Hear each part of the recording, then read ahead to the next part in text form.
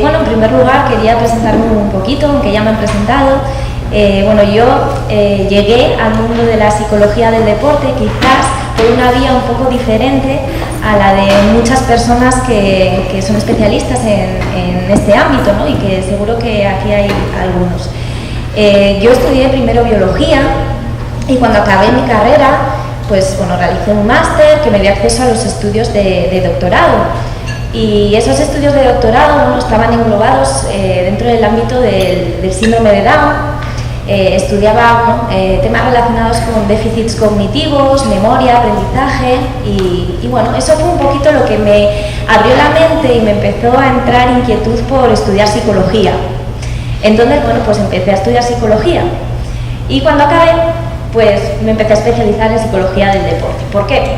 Porque yo he sido deportista desde muy pequeña. A los 8 años empecé a practicar atletismo y el deporte ha sido para mí muy importante, ha sido uno de los pilares de mi vida y yo creo que soy quien soy gracias al deporte, gracias al atletismo, porque me ha dado muchos valores y he aprendido muchísimas cosas gracias a la práctica, a la competición, a conocer a mucha gente del ámbito del atletismo, ¿no? Entonces, la psicología del deporte me empezó a atraer mucho, no solo por el hecho de haber sido deportista, sino por el hecho de haber necesitado en algunos momentos de mi trayectoria como atleta la presencia de un psicólogo especialista en psicología del deporte dentro de mi club, ¿no? Dentro de mi equipo.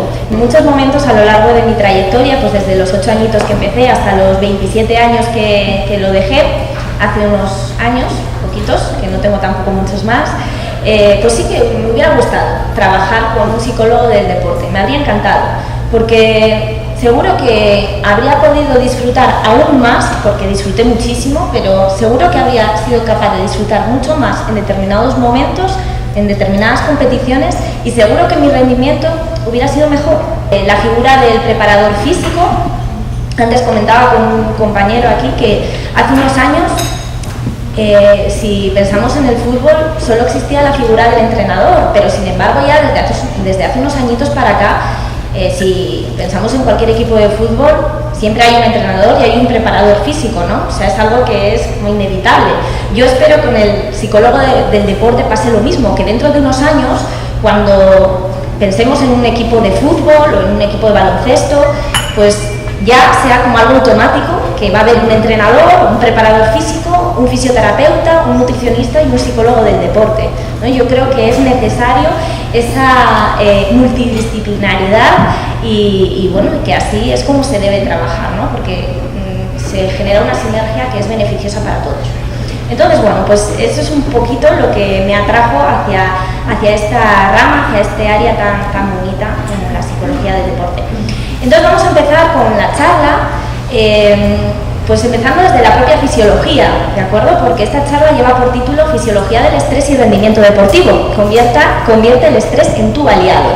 Y yo soy doctora en fisiología, entonces para mí es inevitable y es que me encanta hablar de fisiología, y en este caso de fisiología del estrés, porque yo creo que antes de aplicar algo, debemos de conocer muy bien lo que estamos hablando. Tenemos que saber qué es lo que pasa en nuestro cuerpo, qué es lo que genera estrés y qué es lo que ocurre cuando sentimos esas sensaciones que todos conocemos, ¿no? Y que sabemos describir. Entonces, ¿qué es lo que ocurre dentro de nosotros?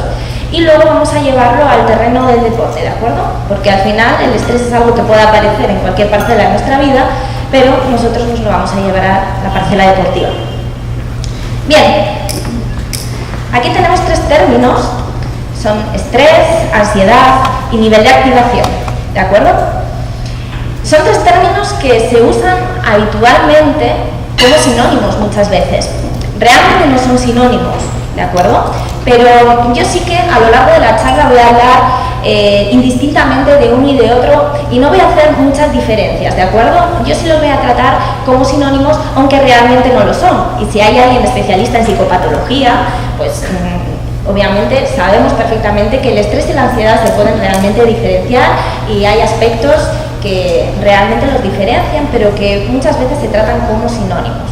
Entonces, en el caso del nivel de activación, cuando hablamos de nivel de activación, generalmente es un concepto usa mucho en psicología del deporte.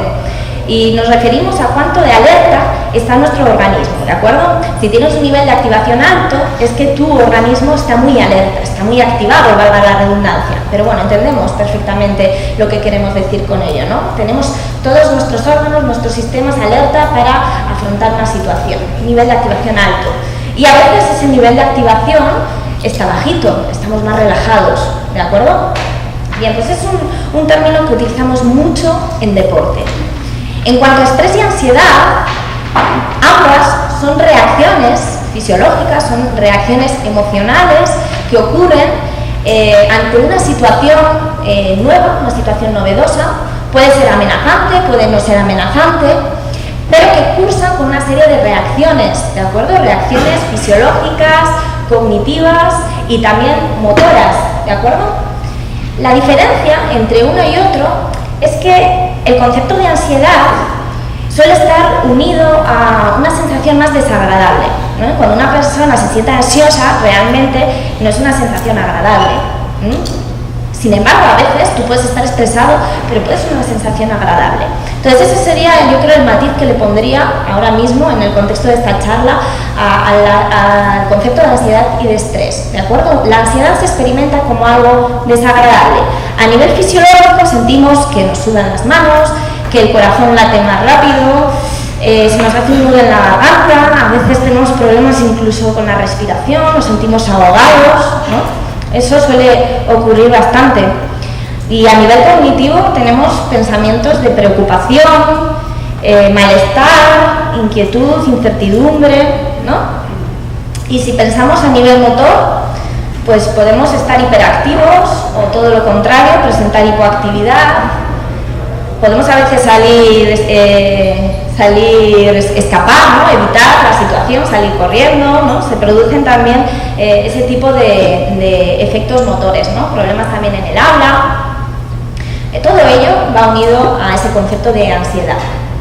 Y cuando hablamos de estrés, pues a veces ese estrés no es bueno y lo sentimos también como algo desagradable, pero otras veces no siempre, ¿de acuerdo? El estrés a veces es enemigo, a veces es aliado. Cuando hablamos de ese estrés positivo, hablamos de euestrés.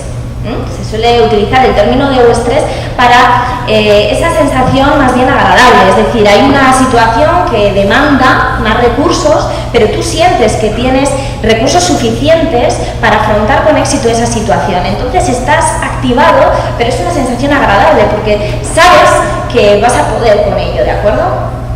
Sin embargo, otras sensaciones no son tan agradables, hay veces que estamos estresados, a eso se le denomina distrés, cuando las sensaciones que genera esa situación no son sensaciones agradables, sino desagradables, ¿de acuerdo? Y en este caso sí que el distrés se podría asemejar bastante a lo que he definido antes como ansiedad, ¿vale? Bueno, entonces todos vivenciamos el estrés de la misma manera. ¿Todos lo vivenciamos de la misma manera? ¿Creéis que sí? ¿Creéis que no? Pues probablemente no, ¿verdad? Porque somos muy diferentes. Realmente no es lo mismo ser luchador de sumo, ¿no? Pesar 236 kilos y medir 2 metros, que ser modelo de alta costura, medir 1,80 m, pesar 54 kilos. Obviamente no es lo mismo ser medalla de oro en los 100 metros lisos. No he podido evitar poner a Usain Bolt, aunque ya sabemos lo que ocurrió en la última competición, pero me gusta mucho Usain. Que ser el campeón mundial de los planchazos. Obviamente somos absolutamente distintos unos a otros, ¿de acuerdo? Y por lo tanto, no vivenciamos el estrés de la misma manera, ¿de acuerdo? Las tensiones vitales que soportamos también son diferentes y el estrés por ello es una vivencia individual. Pero sin embargo, aunque es una vivencia individual, podemos agrupar todos los cambios fisiológicos o adaptativos que se producen, que son inducidos por el estrés, y tratar de establecer una serie de generalizaciones, ¿de acuerdo? Es decir, aunque la percepción sea diferente, realmente cuando una persona está sometida a estrés, su cuerpo experimenta una serie de reacciones que sí que son similares, muy parecidas entre todos. Entonces se establecen una serie de generalizaciones y se habla del síndrome general de adaptación. Es decir, ¿Qué es lo que ocurre en mi cuerpo cuando una situación es nueva para mí y tengo que afrontarla? Entonces, ese síndrome general de adaptación sigue un poquito este perfil que veis aquí, ¿de acuerdo? Esto sería el perfil de cualquier persona cuando está expuesta a una situación que demanda muchos recursos, ¿de acuerdo? Entonces, primero tenemos una fase de alarma, una fase de preparación. Es la fase en la que nuestro cuerpo despliega todo su potencial, todos los órganos se ponen en marcha, todos los sistemas, aparatos que forman nuestro organismo se activan para poder afrontar con éxito esa situación, ¿de acuerdo? Aquí tenemos una compañera, una sustancia, que es una hormona, la adrenalina. La adrenalina empieza a brotar, las glándulas suprarrenales empiezan a producir adrenalina y la liberan a la sangre. Es la hormona del estrés, junto con otra que vamos a ver ahora a continuación, y nos prepara para la acción, ¿de acuerdo? Nos prepara para la acción, la adrenalina. A continuación, se produce la fase de resistencia. En esta fase de resistencia, el estímulo estresante sigue ahí, ¿de acuerdo? Sigue ahí, el jefe que nos está dando la lata, o el coche que nos viene a atropellar, que tenemos que salir corriendo, el animal que nos viene a atacar, ¿no? Ahí sigue, entonces tenemos que seguir gestionando todos esos recursos que tenemos para poder salir de esa situación lo mejor posible. Entonces, en este caso, tenemos otra hormona, que es el cortisol, que también se va a liberar. Digamos que la adrenalina es inmediata y el cortisol se libera un poquito después. Pero las dos juntas son las que nos permiten que esta reacción se produzca, ¿de acuerdo? Están implicadas en el estrés y en la ansiedad. Pues bien, ahora mismo podría ocurrir que ese estímulo desaparezca o que nosotros hayamos podido solventar bien la situación, entonces volveríamos a bajar aquí y seguiríamos perfectamente, ¿de acuerdo? Nuestro nivel normal de activación, o a veces puede prolongarse mucho tiempo, y claro, si estás activado mucho tiempo, estás gastando toda tu energía, ¿no? Todos los recursos que tiene tu cuerpo se van acabando, se van agotando. Entonces entraríamos en la fase de agotamiento, ¿de acuerdo? Es un problema entrar en esta fase. Esta fase de agotamiento conlleva enfermar, ¿de acuerdo? Entonces tenemos que intentar que no se prolongue demasiado este estado para no ponernos enfermos, ¿de acuerdo? Hablaremos de esto un poquito después, a continuación. Pues bien, entonces teniendo en cuenta esta gráfica que os muestro, se ve claro que existen dos tipos de estrés, ¿no? Un estrés agudo, que sería el que había descrito antes, cuando acaba aquí y volvemos a bajar a este nivel, que es el normal, o un estrés crónico, que es cuando ya se prolonga a lo largo del tiempo y es ese estrés que es perjudicial. Una persona que tiene estrés crónico, obviamente eso ya no es saludable. El estrés agudo sí, puede ser muy adaptativo en muchos momentos porque es necesario para actuar en muchas ocasiones, pero cuando se cronifica, ¿de acuerdo? Ahí enfermamos. Bien, pues fijaros, esto es lo que ocurre cuando se produce esta subida, ¿de acuerdo?, mediada por la adrenalina y este mantenimiento por el cortisol. Esta respuesta de estrés es lo que llamamos respuesta de lucha, huida o parálisis. ¿Os suena esa respuesta? Seguro que sí. La respuesta de lucha, huida o parálisis es una respuesta muy antigua, la hemos heredado ya de nuestros antepasados, del Homo ergaster, del Homo heidelbergensis, de esos ancestros que vivieron miles de años antes que nosotros, y que gracias a que tenían esta respuesta, gracias a que desplegaban esta respuesta, nosotros estamos aquí, porque si no estarían todos muertos y nosotros no hubiéramos llegado a evolucionar, ¿de acuerdo? Imaginaros a uno de estos ancestros nuestros que está pues por el bosque y de repente le aparece un mamut. Pues bueno, lo que tiene que hacer es o bien cazarle, o bien salir corriendo, o bien otra opción, quedarse paralizado y esperar que no le vea y que pase de largo el mamut. Pues bien, eso es a lo que le llamamos respuesta de lucha, huida o parálisis. Y lo que tiene en común esta respuesta es que se produce una serie de manifestaciones fisiológicas muy claras y que todos lo conocemos, porque no solo se activa cuando viene un perro o viene un mamut. Es decir, esta es la respuesta que tiene cualquier persona cuando está estresada, ya sea en el trabajo, en la escuela o en el deporte, ¿de acuerdo? Lo que ocurre es que los músculos demandan más sangre, ¿de acuerdo? Porque la musculatura se tensa, tiene que actuar, en este caso tiene que salir corriendo, entonces demanda más sangre. Por esa razón empezamos a respirar más rápido. Empezamos a respirar más rápido porque necesitamos llevar más oxígeno a esos músculos que necesitan nutrirse. Además, el corazón empieza a latir más rápido, empieza a bombardear sangre con mucha más fuerza y con mucha más rapidez. ¿A dónde? Pues a esa musculatura que está demandando más oxígeno, ¿de acuerdo? Más oxígeno y más glucosa, nuestra fuente de energía, azúcar. Sale el azúcar que tenemos guardado en nuestros almacenes, en el hígado, por ejemplo, sale a la sangre para que lo capte la musculatura, que también lo necesita para que se pueda contraer. Y por supuesto, todo lo que tiene que ver con el aparato digestivo, hacer la digestión, absorber los nutrientes, eso da igual. Ahora no es el momento de digerir, ahora es el momento de salir corriendo, así que se paraliza todo eso.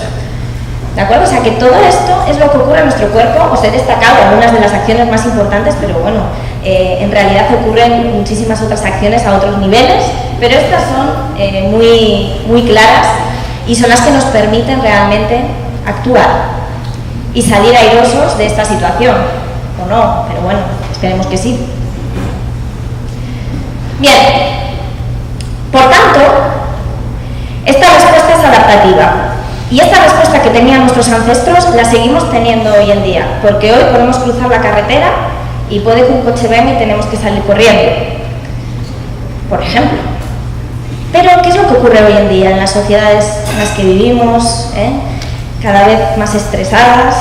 Hoy en día muchos de estos estímulos, que antes duraban unos segundos, porque pensemos en el ejemplo que he puesto antes, eso dura unos segundos, o cazas al mamut o él te caza a ti, ¿de acuerdo? Entonces, o bien porque te mata, o bien porque le cazas tú, o bien porque no te ve y él sigue por su cuenta y tú por la tuya, pero eso dura unos segundos. Esta respuesta de estrés era muy cortita, entonces luego volvías a estar en tu estado normal, un nivel de activación normal y perfecto, muy saludable todo.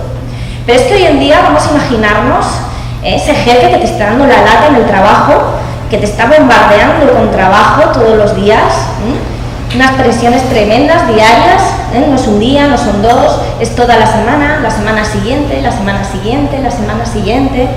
Ese estrés, esa respuesta, no dura unos segundos, dura mucho tiempo, ¿de acuerdo?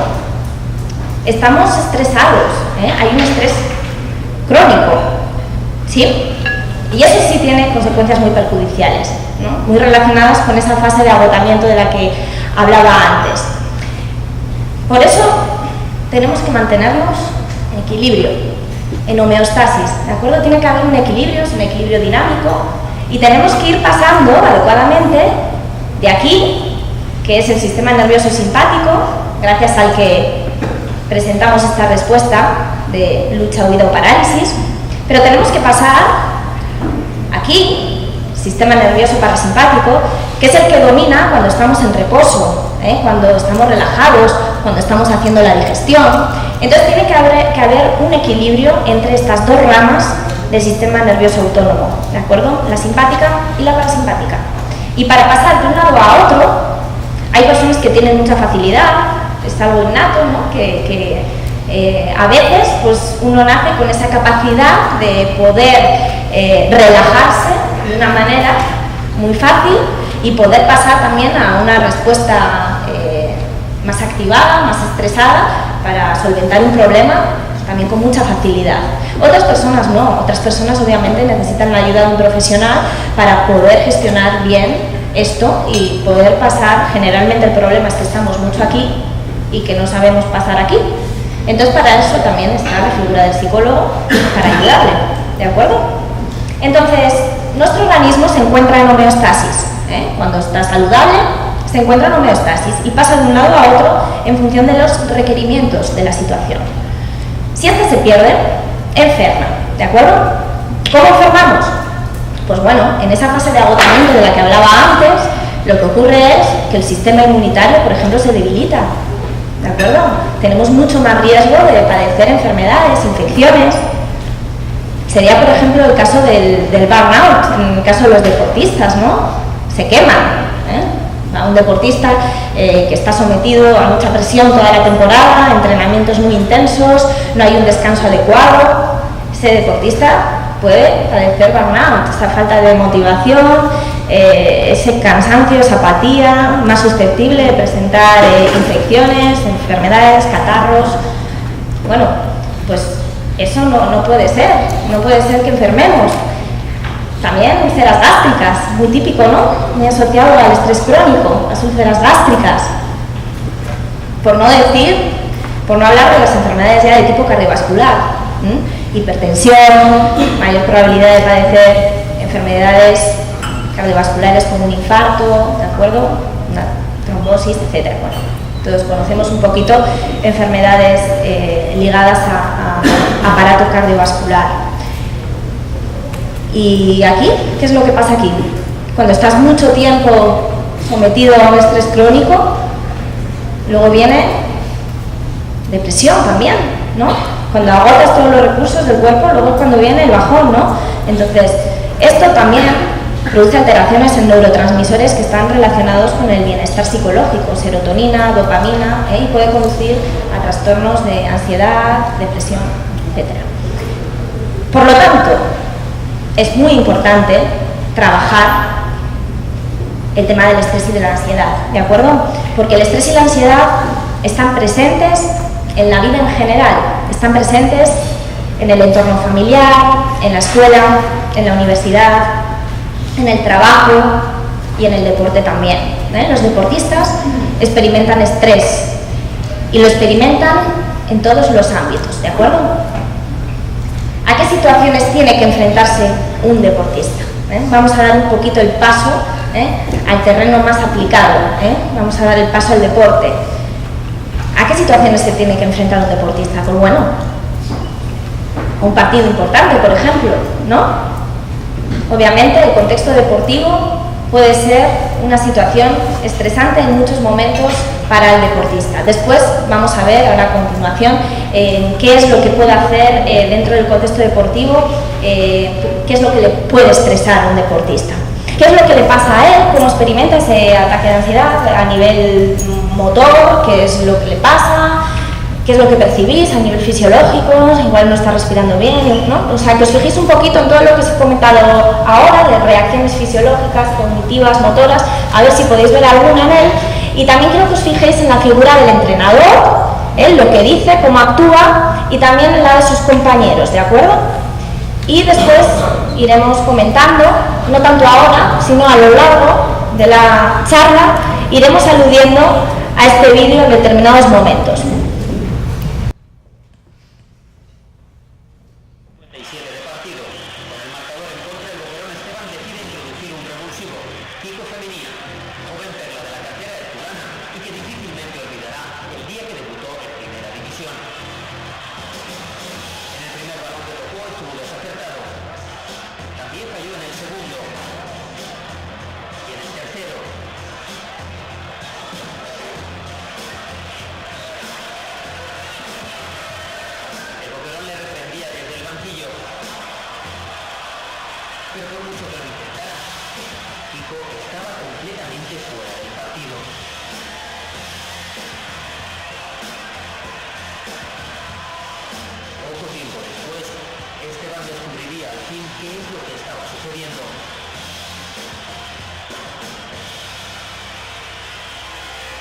Ha habido un momento que ha cogido 3 o 4 balones que no ha salido bien, él mismo se agobia, es un problema un poquito más de ansiedad.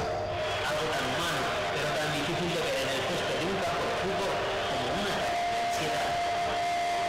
Un contratiempo que daría la vida de un jugador y el compañerismo de un vestuario.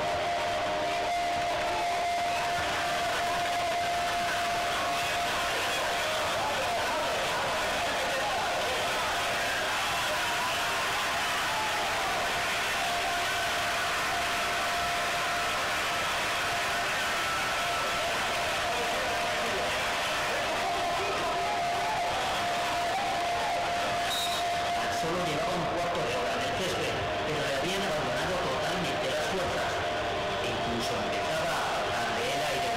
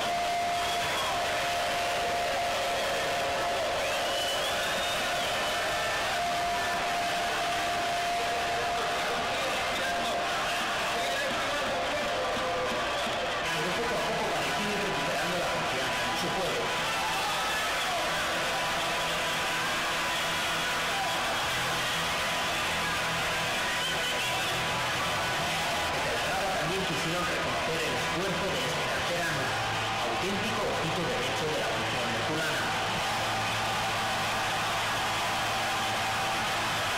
Pronto devolvería tanto apoyo con un regate que dio por fin muestras de su enorme calidad. Pero no fue suficiente para evitar la derrota. Su equipo había caído ante el Athletic, pero él había conseguido derrotar su bloqueo el día que debutaba en primera división. Presenta un ataque de ansiedad. Probablemente Kiko pues era un diamante en bruto, ¿no? Y todo el mundo esperaba mucho de él. Seguro que la prensa ya lo había dicho por todo lo alto, los medios de comunicación en general. Y bueno, pues al principio igual tenía maripositas en el estómago, pero a medida que se acercaba el momento de debutar, pues esas mariposas empezaron ya a convertirse en verdaderos pájaros. Y esa sensación de nervios se convirtió en un ataque de ansiedad en el partido. Entonces, quería que os fijarais en la respuesta del entrenador, porque es muy distinta a la que tienen sus compañeros. Y el entrenador está a punto de sacarle del partido, y no lo hace porque los compañeros le dicen que el partido no es importante, que lo importante es Kiko y que Kiko esté bien. Entonces, digamos que le dicen, probablemente el más veterano de todos, quizás el capitán, que no, que le deje, que el partido da igual, que lo importante es Kiko y que esté bien. Entonces actúan con Kiko como si fueran psicólogos, están haciendo psicología sin darse cuenta. Me parece que es muy representativo y os lo quiero poner ahora porque, bueno, como vamos a empezar precisamente a hablar de algunas de las cositas que son importantes tener en cuenta para manejar la ansiedad, para bajar la ansiedad, pues algunas de esas técnicas que vamos a ver, pues las hacen sin querer los compañeros de Kiko, se lo están comentando desde la banda. Entonces, bueno, después vamos a volver un poquito más al vídeo, ¿de acuerdo? Vamos entonces a ver qué son esas situaciones que pueden provocar estrés en un deportista, ¿de acuerdo? Dentro de lo que es ya el contexto deportivo. ¿Por qué se puede poner nervioso un deportista? ¿Qué frases puede decir un deportista y que nos pueden sonar, pues, pueden ser muy familiares para todos? Este torneo significa mucho para mí, ¿no? Un deportista se puede poner nervioso porque este torneo significa mucho para mí. Es decir, lo que es la importancia del evento, ¿de acuerdo? La importancia del evento puede generar, si es un evento importante, como puede ser un europeo, pues puede generar bastantes nervios, bastante ansiedad en un deportista. Compito mañana y estoy durmiendo mal. Típico, ¿no? Los nervios cuando se va acercando el evento. Es decir, la propia inminencia del evento. Una persona 2 semanas antes de la competición puede estar relativamente tranquila, pero probablemente los días antes empiece a experimentar nervios y quizás empiece a dormir un poquito peor. No sé quién va a entrar. La incertidumbre. La incertidumbre nos genera ansiedad, nos genera estrés. Es bastante típico pues, que intentemos de alguna forma disminuir esa incertidumbre o que desaparezca esa incertidumbre. Por ejemplo, yo como atleta lo que solía hacer mucho era mirar las marcas de mis rivales, a las que me iba a enfrentar. Yo sabía con quién iba a competir en un campeonato de España y me gustaba revisar bien las marcas de todas mis rivales para saber perfectamente a quién iba a tener en la pista de atletismo. Bueno, a veces es un arma de doble filo porque te puede generar un poquito de ansiedad también el saber las marcas de todas tus rivales, pero bueno, generalmente la incertidumbre en sí es bastante ansiógena y el que vaya desapareciendo, conociendo ciertos datos, pues suele ser beneficioso para el deportista, ¿no? Saber en el caso del fútbol quién va a ser el que va a arbitrar, cómo juega el equipo con el que vas a enfrentarte, ¿no? Entonces todo eso suele ser positivo, ¿no? El ir y sabiendo a lo que te vas a tener. Creo que no lo voy a hacer bien, ¿no? La amenaza de fracaso. La amenaza de fracaso, creo que no lo voy a hacer bien. Bueno, esto está muy relacionado con una falta de autoconfianza y esto me lleva a deciros que el estrés y la ansiedad no deben tratarse de manera aislada, sino que siempre deben de tratarse, de gestionarse, de ejercitarse, unidas al resto de variables psicológicas, entre ellas la autoconfianza, ¿de acuerdo? No podemos, digamos, tratar el estrés y la ansiedad de forma aislada. Generalmente eso va unido a todo lo demás, a la autoconfianza, a la motivación, a la cohesión, a todas las variables que encontramos en el deporte.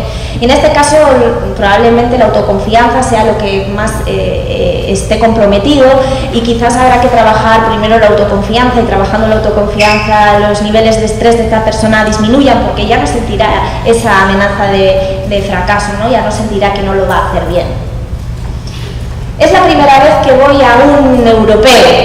Bueno, pues entonces también sería lógico que el atleta o que el jugador de baloncesto sienta ciertos nervios, ¿no? Una situación que es desconocida, que es novedosa, siempre genera estrés, siempre, es inevitable sentir nervios, sentirte un poco ansioso cuando vas a hacer algo que no has hecho nunca.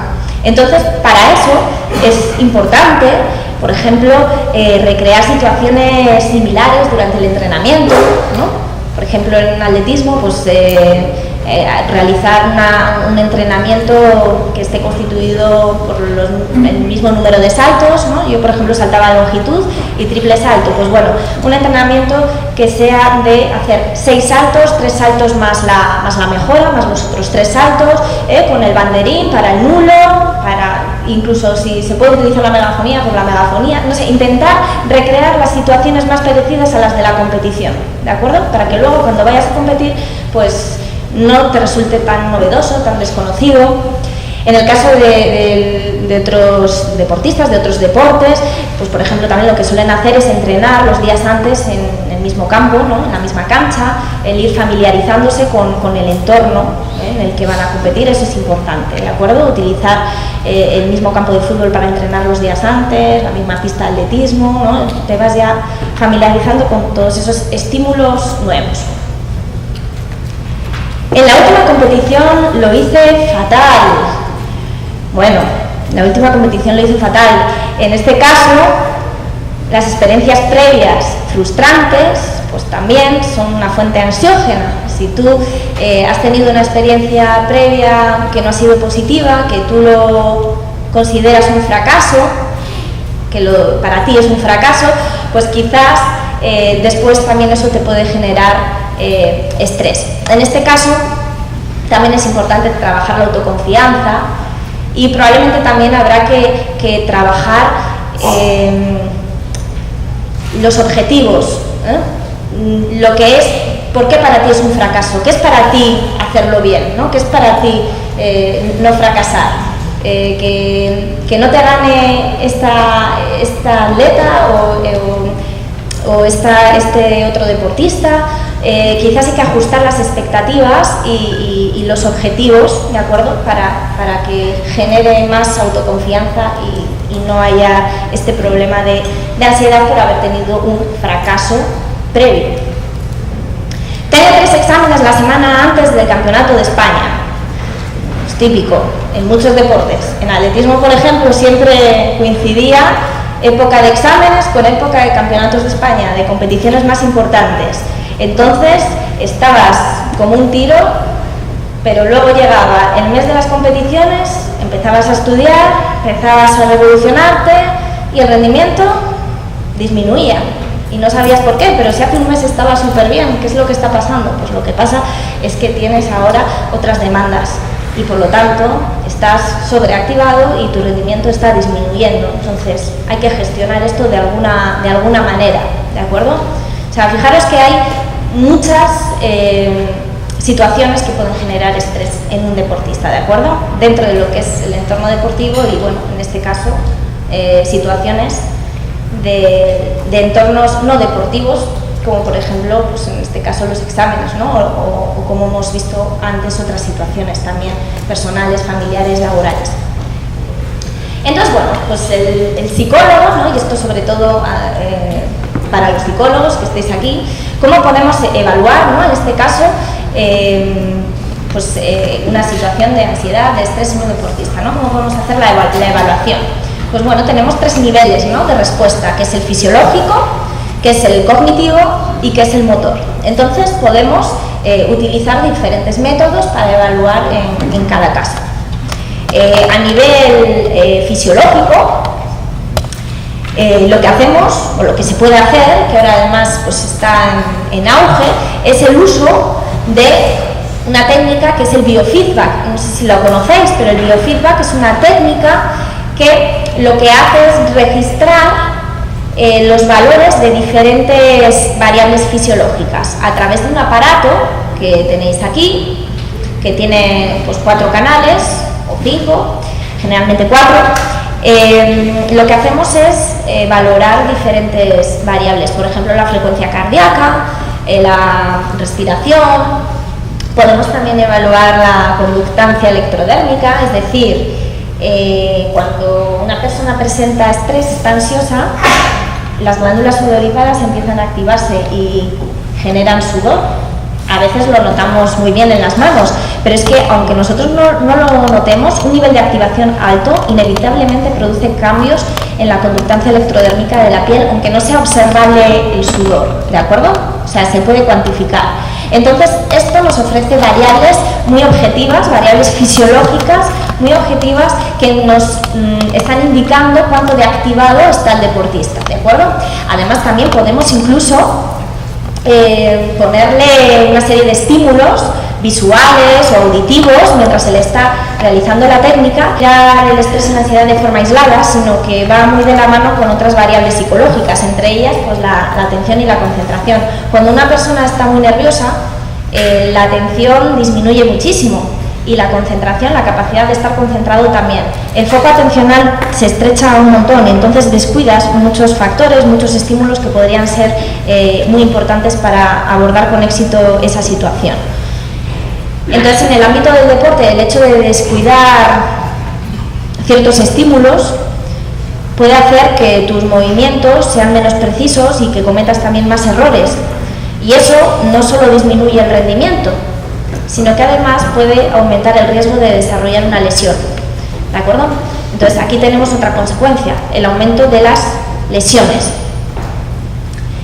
Por supuesto, también tenemos por aquí el burnout, que ya lo había mencionado antes, ¿de acuerdo? El deportista, si está mucho tiempo sometido a una presión muy alta a lo largo de la temporada, muchos entrenamientos, mucha intensidad, poco descanso, al final lo que ocurre es que se va a quemar, su motivación va a disminuir mucho y va a haber apatía, en fin, una serie de consecuencias que no deseamos para ningún deportista, porque generalmente, bueno, no sé si generalmente, pero algunas veces eso puede conducir al abandono, que es lo último que queremos en nuestros deportistas, ¿de acuerdo? Que abandonen.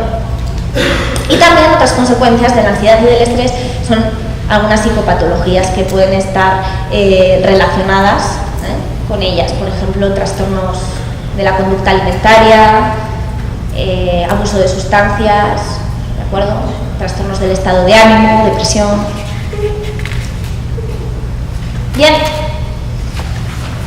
hay algunos factores que pueden mantener este estado de ansiedad o de estrés. Y ahora voy a volver al vídeo que hemos visto antes, al vídeo que hemos visto de este jugador tan jovencito que debutaba en Primera División. Y entonces vamos a pensar en qué hubiera ocurrido si el entrenador lo hubiera sacado. Porque al principio veíamos que sí, vale, el jugador no lo estaba haciendo bien, estaba bastante bloqueado, estaba cometiendo errores de principiante, pero el entrenador le estaba dando mucha caña, le estaba poniendo en evidencia delante de todo el mundo, delante de un estadio lleno. ¿Qué es lo que hubiera ocurrido si el entrenador lo hubiera sacado del partido? Pues lo que hubiera ocurrido si el entrenador lo hubiera sacado del partido, que probablemente lo hubiera hecho si no le hubieran metido presión los compañeros, se hubiera producido una conducta de escape, forzada en este caso, por el entrenador.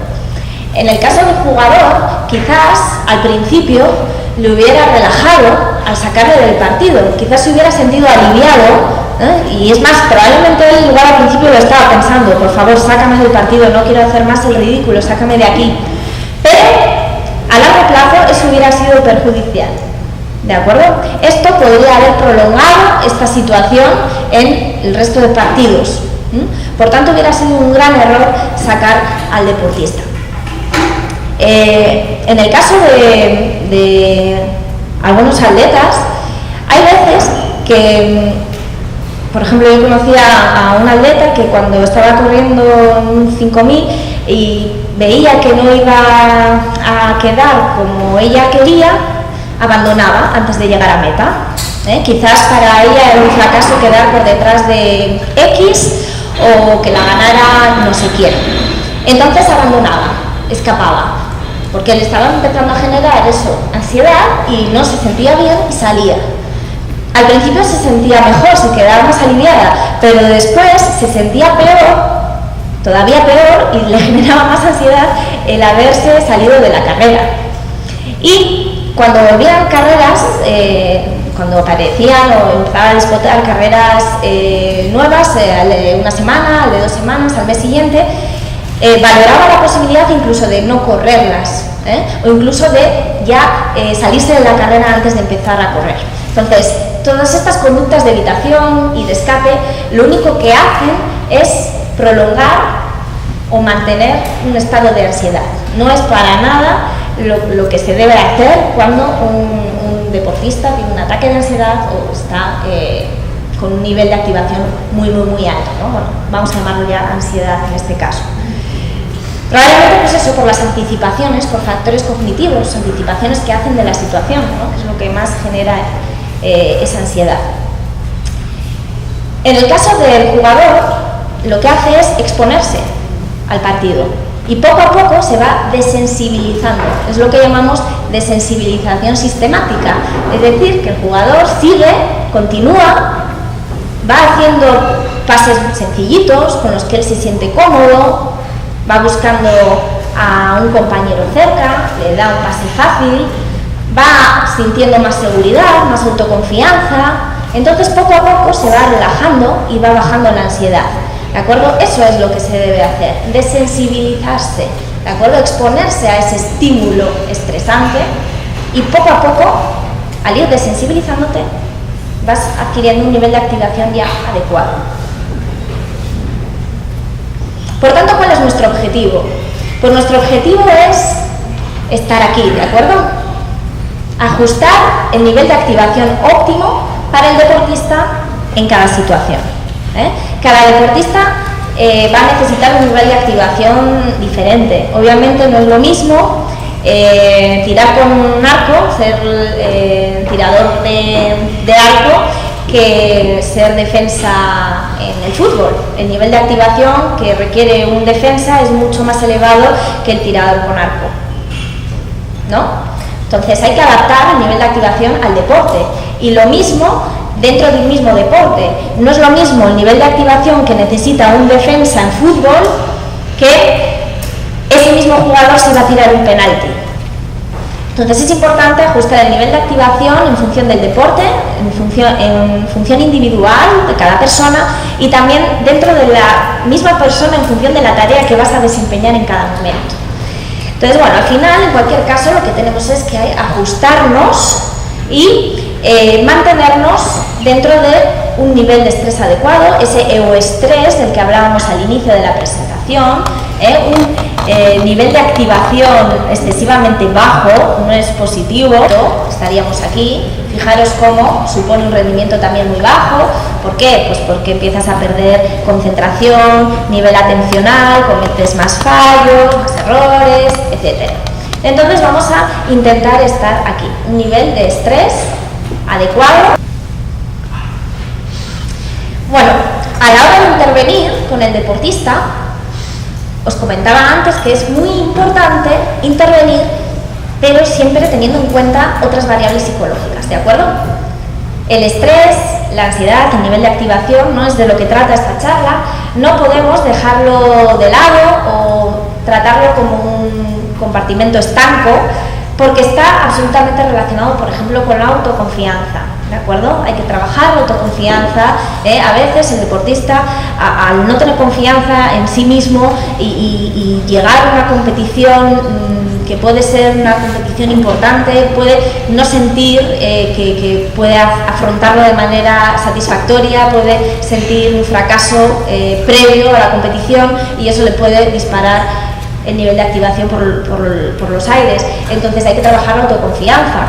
A veces la propia motivación también es importante trabajarla. Un deportista muy poco motivado va a ser un deportista que igual el nivel de activación lo tiene muy bajito, ¿de acuerdo? Entonces hay también que trabajar la motivación. Es importante, por ejemplo, pues que el deportista juegue contra un equipo que juegue contra rivales también más débiles, para que los gane y se sienta competente y adquiera autoconfianza y se motive, y eso también aumente la cohesión del grupo en pretemporada. Los equipos de fútbol, el jugar contra rivales más débiles, al ganarlos también eso fortalece mucho la cohesión del grupo, y también adquirimos más confianza y más motivación.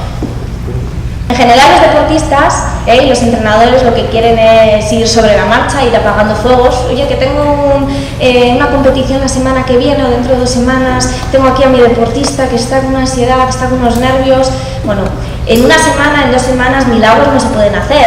Le podrás dar una técnica, 2 técnicas, que las trabaje y bueno, pues a ver si así el deportista mejora un poco, baja un poco pulsaciones y, ¿no? Pues bueno, un poco de respiración, a una técnica de relajación de Jacobson en casa, pero en realidad no se puede hacer nada en una semana o en 2 semanas, ¿de acuerdo? El psicólogo debería de estar integrado dentro de lo que es un trabajo global, junto con la parte física, técnica, táctica, pues la psicológica, y desde el principio de temporada, ¿de acuerdo? Un trabajo completo, integrado desde el inicio, y a poder ser todo este trabajo psicológico que empiece en la infancia, que empiece en el deporte de iniciación, que empiece en el deporte base, ¿de acuerdo?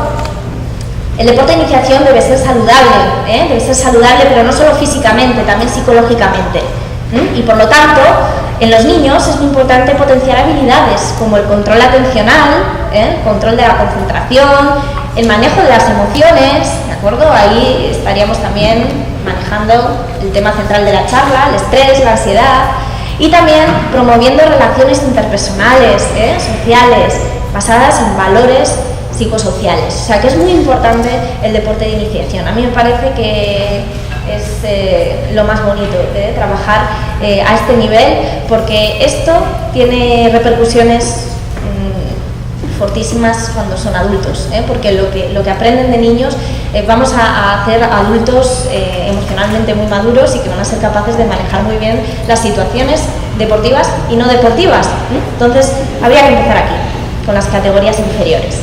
Entonces, ¿cómo podemos trabajar con los niños? ¿Cómo podemos trabajar con el deporte de iniciación?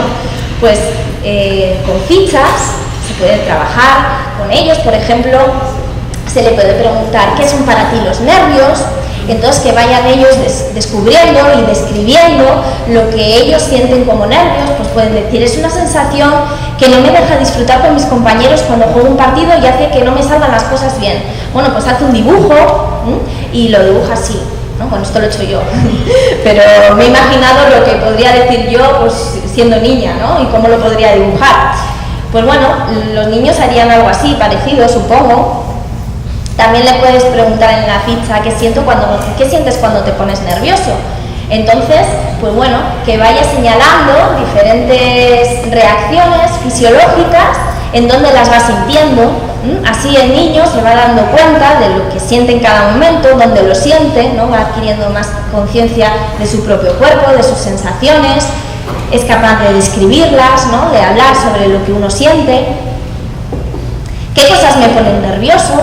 ¿No? Que el niño te diga, pues me pone nervioso cuando el entrenador me grita desde la grada, o cuando me vienen a ver mis padres, o cuando la grada está muy llena, o cuando me riñen porque llego a casa y no he jugado bien en el partido y me riñe mi papá. Pues esas cosas me ponen nervioso y no me hacen sentir bien, ¿no? Entonces, que el niño vaya escribiendo todas esas cosas. ¿Qué cosas son importantes? ¿Qué cosas me distraen? Pues bueno, que lo vayan poniendo, que lo vayan escribiendo y luego entre todos los niños, con el psicólogo, con el entrenador, ponerlo en común y hacer una lista con todas esas cosas que son importantes para todo el equipo, qué cosas ponen nervioso o que distraen a ti y a tus compañeros. Entonces, ¿qué hago si me pongo nervioso? ¿Qué hago en este caso si me distraigo con estas cosas? Pues utilizo el foco, ¿no? Y le enseñas pues, que el foco es como una linterna, como un gran foco, donde solo tienes que pensar en eso, ¿no? En ese pase que tienes que dar después o en esa acción que tienes que hacer inmediatamente después. Les enseñas también algunas técnicas, como la parada del pensamiento, ¿no? Cuando me viene un pensamiento inadecuado, pues lo que tengo que hacer es decir stop y pensar en otra cosa agradable, ¿no? Entonces, ¿qué he pensado primero? ¿Por qué pensamiento lo he cambiado? ¿No? Pues bueno, son ejercicios muy importantes para empezar a hacerlos de niños, porque inevitablemente adquieres un automatismo, ¿no? Es como que luego ya es algo automático cuando eres adulto, no tienes ya casi que trabajarlo porque forma parte de ti. Vamos a tener un plan, cuáles son los partidos que nos ponen un poco más nerviosos. ¿Por qué? ¿Qué es lo más importante en un niño? En un niño que hace deporte, disfrutar, pasarlo bien, todos juntos, ¿no? Que les quede claro que ellos no tienen que competir, no tienen que ser los primeros o ganar, tienen que disfrutar, tienen que pasarlo bien y tienen que ser buenos compañeros entre ellos. Entonces, si se nos olvida un poquito esto, es decir, si empiezo a notar nervios, temblor, me late muy rápido el corazón, me agobio, pues respiro, cierro los ojos, cojo aire por la nariz, lo suelto poco a poco por la boca, pienso lo que sea, ¿no? Pues lo que haya decidido pensar cuando me pongo nervioso, ¿no? Cada uno tendrá su pensamiento bonito. Hago, pues utilizo el foco y me tengo que centrar en esto y olvidar lo otro, ¿no? Bueno, pues se va trabajando así, poquito a poco. Bueno, esto lo quería incluir, esta parte de los niños, porque es que me parece que es muy importante el trabajo con el deporte de iniciación, con el deporte base. Y ahora, para ir concluyendo, sí que pues, vamos a hablar de algunas técnicas que utilizamos para aumentar o para disminuir el nivel de activación, ¿de acuerdo? En los deportistas, tanto en más jóvenes, quizás dicho de otra manera, ¿no? Explicándoselo, adaptándonos a su edad, como ya más adultos y profesionales. A veces lo que es necesario hacer es aumentar la activación del deportista, ¿de acuerdo? No siempre la demanda del deportista va a ser bajar la activación, bajar los nervios. La verdad que en la mayoría de los casos suele ser esa la mayor demanda, ¿no? Pues que tengo ansiedad y quiero estar más calmado. Pero algunas veces también hay que hacer lo contrario, hay que subir el nivel de activación del deportista, ¿no? Por ejemplo, puede darse el caso de un deportista que está un poco apático porque ha pasado un periodo muy malo, ha tenido lesiones, ahora ya se ha recuperado, pero está desmotivado, ha perdido confianza en sí mismo y tiene un nivel de activación muy bajito. Entonces ese deportista, pues por ejemplo, igual hay que aumentar el nivel de competiciones. Por ejemplo, en el mundo del atletismo hay competiciones que se llaman controles. Entonces quizás hay que aumentar ese número de competiciones, de controles, para llegar con un nivel de activación más alto al Campeonato de España, porque como no tengas por lo menos 5 competiciones antes, pues es que vas a estar muy blandito. Entonces vamos a ir poniéndonos a punto, aumentando un poco el nivel de activación, compitiendo un poquito más, ¿no? Entonces, en algunos deportes eso se puede hacer. Te llevo a varias competiciones por aquí cerca para que llegues al Campeonato de España ya con más confianza, más motivado y más activado. Bueno, ejercicio físico activador. El ejercicio físico activador, un buen calentamiento, calentamiento no solo físico, también calentamiento mental, ¿de acuerdo? Música activadora, es bastante habitual utilizar música para activarnos durante el calentamiento y además también nos permite concentrarnos mejor, porque estamos más centrados. Quizás no todo el mundo lo utiliza, pero yo creo que en muchos casos es bastante beneficioso. Determinados tipos de música cada persona utiliza y yo creo que motiva bastante y te activa bastante y te concentras más en lo que estás haciendo porque te va del entorno. Control y enfoque de la respiración, también controlar la respiración, sentir como el oxígeno, ¿no? Esto tú te lo puedes ir diciendo a ti mismo, bueno, estoy respirando, está entrando oxígeno y el oxígeno está llegando a mis músculos, se están preparando, están calentando motores, se están oxigenando, un diálogo interno. A nivel motor, también ciertas rutinas precompetitivas. Hay deportistas que suelen hacer siempre el mismo entrenamiento, el mismo calentamiento antes de la competición. Importante también cuidar horarios, cuidar rutinas. Obviamente, si comemos 1 hora antes del partido o de la competición, la sangre no va a ir a los músculos, la sangre va a ir al estómago, ¿de acuerdo? Y lo que queremos es que vaya a los músculos, así que tenemos que comer un poquito antes para que haga bien la digestión y para que luego la sangre pueda ir a la musculatura y no se quede haciendo los procesos digestivos, ¿de acuerdo? Así que también es importante cuidar horarios y rutinas para que el nivel de activación sea alto, porque si comemos antes vamos a estar más bien para ir al sofá y no para competir. Reenfoque atencional, ¿no? Aquí usaríamos el foco, como los niños, es decir, que si se me va la cabeza a otro lado y me empiezo a desactivar, no, venga, va, enfoco. Tengo que pensar en esto, ¿de acuerdo? En el rival, vamos a pensar en el balón, mirar el balón, las piernas de mi rival, revivir situaciones pasadas de éxito, que nos pueden también motivar y activar. Y, por supuesto, el equipo, tus compañeros, las palabras de ánimo de los compañeros, cuando uno está un poquito más bajo, también es muy importante la palmadita en la espalda del compañero, los gritos, venga, ánimo, arranca, que eso también nos va a activar. En cualquier caso, la mayoría o en muchas ocasiones, las demandas suelen venir más por este lado, técnicas para bajar la activación, para manejar un poquito el estrés o la ansiedad que puede tener un deportista, ¿no? Suelen ser las mayores demandas porque suelen ser las que generan más malestar y sensaciones más desagradables en el deportista. Entonces, en este caso se utilizan muchas veces técnicas de relajación, como la relajación progresiva de Jacobson, que se puede realizar en casa, tranquilamente, antes de acostarte, se puede realizar en muchos momentos y que es bastante útil, con contracciones y relajaciones.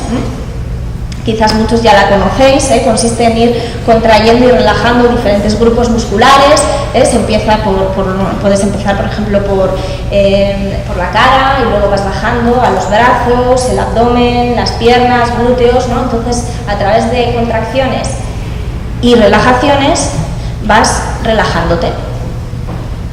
Siempre es útil un masaje en los días previos, la respiración profunda, por ejemplo, en una competición o en un partido no te vas a poner a hacer una relajación progresiva de Jacobson, ¿no? O una relajación autógena de Schulz, que también es útil a veces.